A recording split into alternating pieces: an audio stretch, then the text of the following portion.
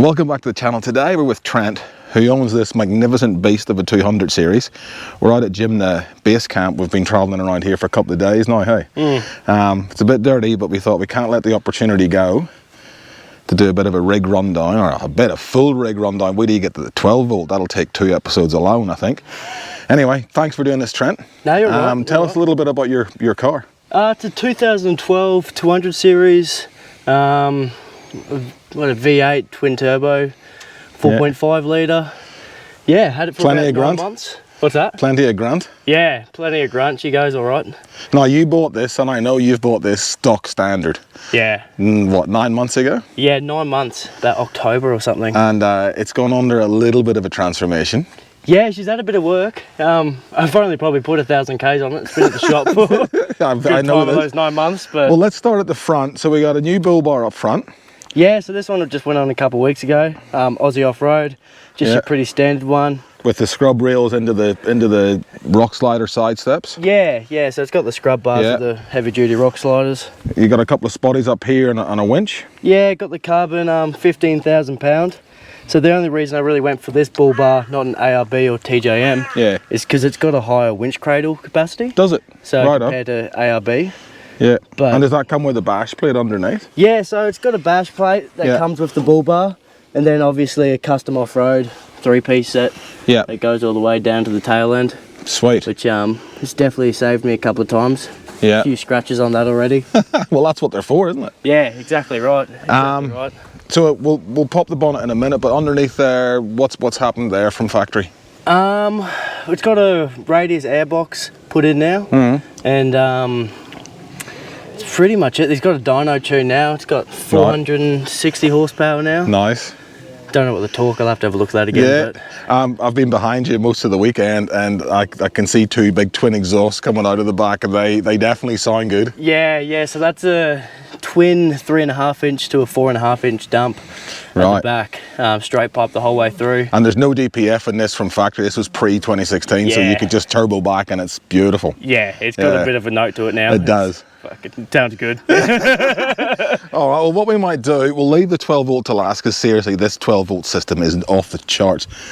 Obviously at the top here, we've got the Bush Company AX27. AX27, so that's the bigger one. Yep. I just went with that because I like to be able to sit up a bit in bed. Yes. Sort of move around a bit easier. And that's, what have you mounted that on? That's a wedge tail. Yeah, so that's a wedge tail, they call it a wedge tail base rack sort of thing. Okay.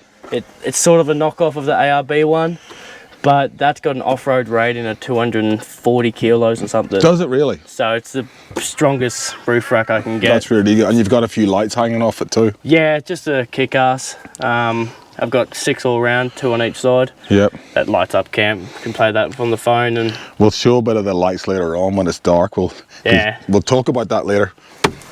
Next gen clear view mirrors, they're do you like these? Bloody awesome. Yeah, absolutely good. Awesome. Now because I've got too much stuff in the back, you can't really see. And it's bloody good to be able to see. I didn't pay for the extra for them to electrically fold in, but it's not the end of the world. They go in and out, yeah. They'll pull out and all that. And the Safari snorkel, obviously. Yeah, Safari. That was probably the only mod that was on the car before I got it. And okay. I'm happy they had that because I didn't want to drill a hole in my car. Now I know you haven't got it quite yet, but you're getting a GVM upgrade shortly. Yeah, got a GVM, the ARB kit. Right. I think that's rated a 4 ton 50 or something. Yeah. But that should put me. I should hopefully be under that. Yeah. If I'm not in from some drive, I should be in. Should be good. And you've got the ROH. Which ROH wheels are they? The Raptor. Raptor, so they're 17 inch. Yeah, they're 17 on the Wrangler and the Goodyear Wrangler muddies. Yeah. Well, they're classified as all-terrains. Are they? They're an aggressive all-terrain. They really are good. Yeah. So what are they? 285s? Yeah, 285s on 17s. 285 17s. Yeah. And they're all. Correct me if I'm wrong, but they're all rated for your GVM upgrade too? Yeah, so each tyre, I believe it's 1500. Yeah. Each rim. Right. And then you have to get certain rubber to rate that as well, because I got caught out, almost bought rubber that wasn't rated for them. Oh, is that right? You can get stung pretty quick. So had to pay a little bit extra, but worth it. Get everything right. Inside, is there much going on inside? We've got a VMS little iPad thing going there. That's connected to a reversing camera. Right. That I have full time, so I can see at the back. Yes. Got an ultra scan gauge on that right door panel. Yeah. That paid for itself a couple of times now. It just clears codes. It gives me all my TC and temps and engine temps, turbo. Perfect. Basically, you can. I think it's something like 150 codes or something. 150 codes. 150 things. And you got a brake controller, the GME XRS UHF. Yep. The iDrive, that's fallen off now. And you've put a couple of canvas seat covers on. Yeah, canvas seat covers. They're unreal. They're awesome. You've got the 3D floor mats in there. Obviously, they've been used a bit.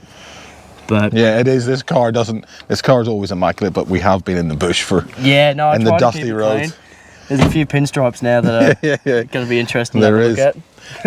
All right, let's move around to the back. So I know, well, we might as well talk about the 12 volt rear wheel carrier. Rear wheel, that's rock armor, just a dual swing away. I put a DMW trash bag on there. So that's the 200 series. Now we're going to talk about the electricals. This man has got a 12 volt system that anybody who's watching this will be jealous of. So this is kind of the entrance to the one side with the Emu wings. Yeah, no, these are the Cruiser Company ones. Cruiser Company. Yeah. Do you want to give us a quick look at what's going on in here? So you just got those installed recently, didn't you? Just went on this weekend. So. All right, give us a bird's eye overview before we start on what's going on. What the setup, what you've got in there as far as batteries, chargers, that sort of stuff. Yeah, so I've basically set it up as 2 separate systems of 200 amps lithium. Right. So technically 400 all up. Yeah. But there's 2 separate systems. So instead of 1 charger charging 2 batteries, there's always 2 chargers. Without 4 Andersons, there's now 8 Andersons. Everything's doubled up. So if for whatever reason 1 battery shits itself and I'm gone somewhere, I always have another battery to fall back on. Love it. Full redundancy, 2 200 amp hour lithium systems. So you were telling me earlier your solar, so you've got it, we worked it out, it was just under 600 watts on the roof. Yeah, just under. And 2 of them go feed one system. Yeah. And so then you've thought of it all. I'm so impressed. All right, so let's get into the guts of it. Here is a 240 charger for one battery. Yep, and then another one to the other side. To the other side. You've taken obviously the back seats out and you've utilised all that space. This side is luggage. That side's luggage and batteries. So you got your 2 slimline batteries there. Right. You can actually have a look in there and you can see your battery percentages once this gets moved. But your 2 batteries are put front and back there. Yeah. And then obviously the under storage area, I've put my tools in there. But basically this side of the car is just for playing around with charging from home. So 240 volt. Yeah. And then storage. That's basically all this is. But every Anderson plug, so all your fridges, ovens, all the solar panel, any accessories of lights, all come into here, and then I can adjust them accordingly. So you can change what fridge runs off what battery. Yeah, so if I want all accessories, all lights off one battery, I can go to these. Yeah. If I'm like, okay, this is at 100%, this is at 20, I take all this off, put it onto there, vice versa. It's very clever. I've not seen anything like this. No, it's awesome. It's awesome. It took a lot of time to get used to. Yes. Well, let's go around to the back and see what's going on here. So this is where I guess most of the where you'd spend most of your time, I suppose, is what I'm trying to say. Their working area, yeah. So you got what's up here? It's a 69 litre Mike Coolman. Right. So that's fridge and freezer. Yeah. Yeah. And then we've got the video of the install. If you want to see a good install, don't watch this one. But you see Trent and Ando. Yeah, he gives me a little trying to. Well, it wasn't just that. You were 15 beers into it, doing this thing. So, yeah, we started. But it looks good. It's a testament to how good the gear is. So you got a couple of drawers. You got the XTM pull-out kitchen with the fridge slide. Yeah. And then this is all custom made Yes, that's all a custom control panel. Right. So the two E-Pros Just get in there at the front. and just tell us what's what. So you got your two E-Pros, battery 1, battery 2. They're both for this whole trip haven't gone below 90%. So that's a bit of a testament of what's going on. I reckon. Just a 10 control panel that controls all my lights, USBs, awning lights when the awning gets on, water pump, and obviously the power up to the tent. Yeah.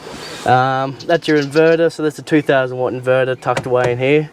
And 2000 watt inverter, so then you got 240 volts you can run. Obviously there's a coffee machine up there and whatever else. Yeah, so running a coffee, I charge on Makita batteries and all that sort of stuff. All the fuses run to this box. Right. All the 240 volt chargers have their own inbuilt fuses. Yeah, nice. And it's just too much of a hassle to try to change them around. No, that's really good. But yeah, so this is normally set up as a beer fridge, but unfortunately the upright decided to go kaput on me yesterday, so everything's gone back to the chest freezer, so to speak. It's all good.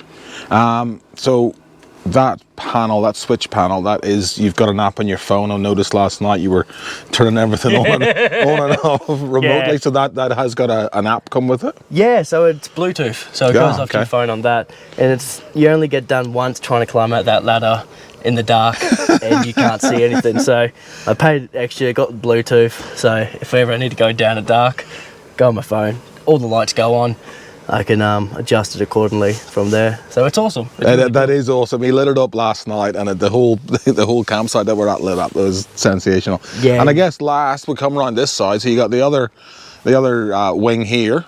Yep. So that's the other cruiser company. Gold wing put in there. Travel oven. Now there's goodies cooking in here at the minute, so I'm not going to open it up, but I know you've got some cool briskety things going on. Yeah, got a beef brisket cooking tonight.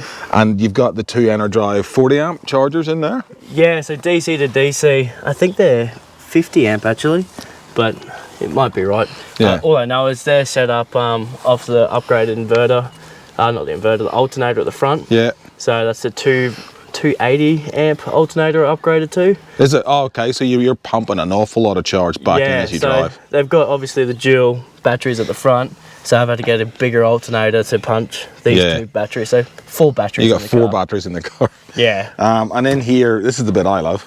Yeah, this is the upright. He's managed to, what size is that one? That's 110 litre. 110 litre Dometic upright fridge. Just fits. It fits well, doesn't it? Yeah, it's a good little thing. I reckon. It's getting cold now, but the only problem I've come with is I had to put a bit of foam on because it hits the window. Hit your window. But it's bloody awesome. It just fits either side everywhere. I reckon it's perfect. Yeah, it's almost like it's meant to be there, but it's definitely not. It was a pain to get there, but yeah, that's really good. Yeah. And I know, so that's pretty much where we're at the minute. So future mods are in the pipeline. We've spoken about the GVM upgrade, which will, because you clearly a heavy car, but that will fix those problems. And then I guess the last thing you were saying was a water tank's got to go into. Yeah, so I've got a stainless steel, I think it's a cruiser company one or something. It's a 55 litre water and 48 litre fuel. Right. And that goes under where the old tyre was. So okay, right on. I got a water pump plumbed up in there. I just waiting for the tank now to get installed. And then GVM goes on at the same time. I've got an awning at home, just haven't installed that yet. Right. That's just a 270. 270. Yeah. It's called an ostrich wing. So it's not as much like your Bush company that goes to your nose. Yeah. It just is for this back quarter paddle. Right on. Which that's all I need. I'm not working at the front. I don't need to get in the front. Everything's here. That's it. Exactly. I don't need it if I don't want it, you know. Lovely. Well, thank you very much. I think you'll agree. This is one of the best setup 200s I think I've ever seen. Thanks again for watching. We'll see you in the next one.